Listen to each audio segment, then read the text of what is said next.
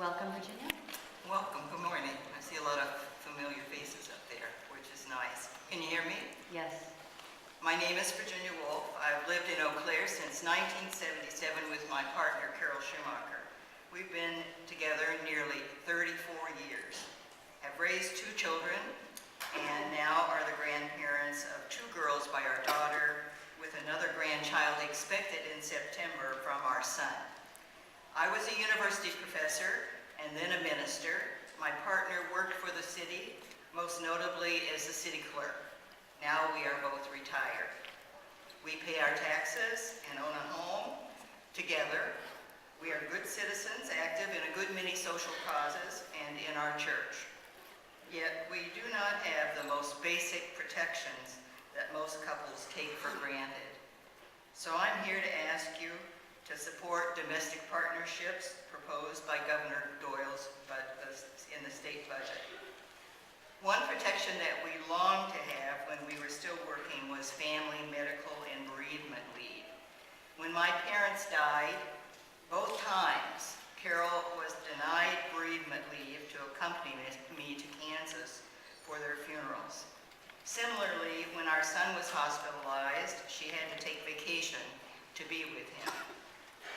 Most frightening of all is that we can't be sure that if one of us is in the hospital, the other will be able to visit and make decisions. We have had a few experiences in the emergency room where we had to fight to stay together. One time when I feared I was having a heart attack, the nurse refused to let Carol stay with me despite our telling her about our relationship.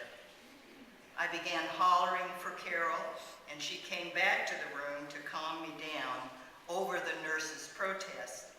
Finally, the nurse relented. When we think about one of us being unconscious, we get very afraid that the other will be shut out. It just isn't fair that couples like us who live decent, responsible lives do not have these protections. Carol and I have cared for each other for a long time. We've had to make all those special and expensive arrangements to do so. Wills and powers of attorney cost a lot of money, and every time we have needed them, always in an emergency, we did not have them with us.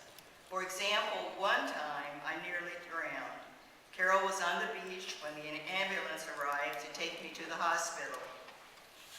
Believe it or not, she didn't have her papers in her swimming suit.